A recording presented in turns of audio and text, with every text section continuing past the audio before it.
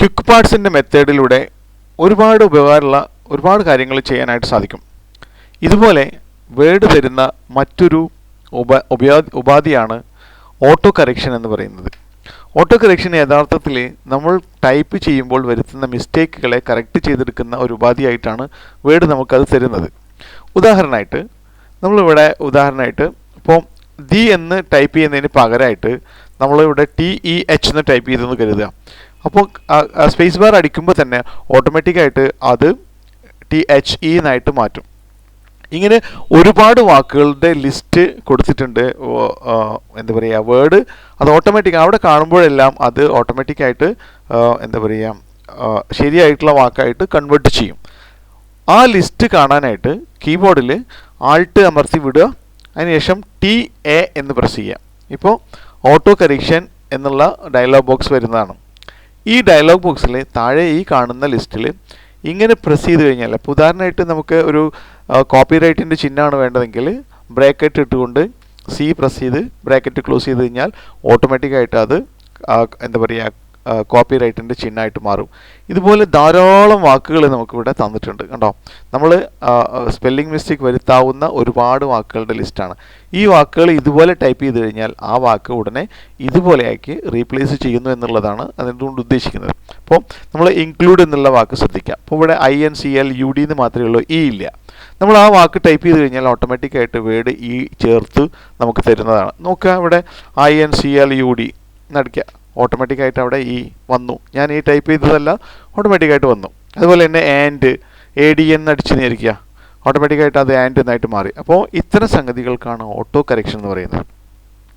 ഈ ഓട്ടോ കറക്ഷനെ ഉപയോഗപ്പെടുത്തിക്കൊണ്ട് നമ്മളുടെ ഈ ലെറ്റർ ഹെഡ് എങ്ങനെ ചെയ്യാൻ പറ്റും ഇവിടെ നോക്കാം. ഞാനിതെല്ലാം ഡിസൈൻ ചെയ്തതിന് ശേഷം അതെല്ലാം സെലക്ട് ചെയ്തു.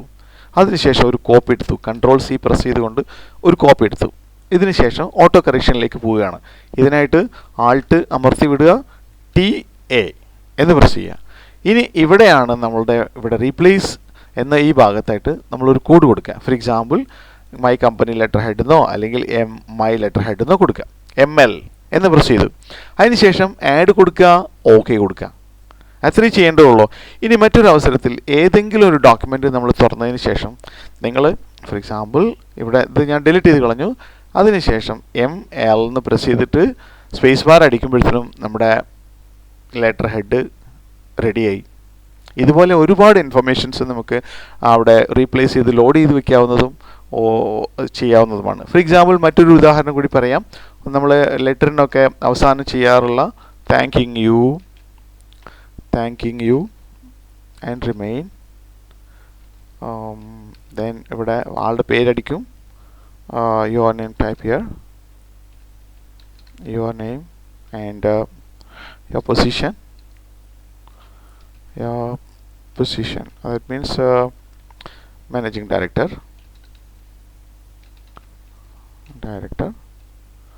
Then whatever it is. Okay, ഇതുപോലെയുള്ള ഇൻഫർമേഷൻസ് കൊടുക്കുക. അപ്പോൾ ഉദാഹരണമായിട്ട് regards. Okay, then regards your name. No, select ചെയ്തുകൊണ്ട് ഞാനിവിടെ സ്പേസിങ് ഒഴിവാക്കുകയാണ്.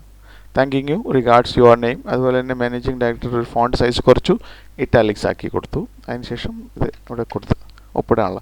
അപ്പോൾ ഇത് നമ്മളൊരു അലൈൻമെൻ്റ് ആണ്. എല്ലാ കത്തുകൾക്ക് അടിയിൽ അടിക്കേണ്ടതാണ്. ഇതിന് ഒരുപാട് സമയം വേണ്ടി വരാം. ഇങ്ങനെ സന്ദർഭത്തിൽ സെലക്ട് ചെയ്യുക, കോപ്പി എടുക്കുക. കോപ്പി എടുത്തതിന് ശേഷം ആൾട്ട് TA പ്രസ് ചെയ്യുക. ഇവിടെ നമ്മൾ കൺക്ലൂഷൻ എന്നോ കൊടുക്കുക, CON കൺക്ലൂഷൻ, എന്താ പറയുക, letter conclusion LC for example. Any code വേണമെങ്കിൽ കൊടുക്കുക. അതിനുശേഷം ആഡ് കൊടുക്കുക, OK കൊടുക്കുക. ഇനി അത് വരുന്ന സമയത്ത് LC പ്രസ് ചെയ്യുക, സ്പേസ് ബാർ അടിക്കുക. ഉടനെ നമുക്ക് ആ ടെക്സ്റ്റ് യാതൊരു സിഗ്നേച്ചർ ടെക്സ്റ്റ് പോലെ നമുക്ക് പെട്ടെന്ന് ലഭിച്ചു നിൽക്കുന്ന ഒരു സംവിധാനമാണ് ഓട്ടോ കറക്ഷൻ.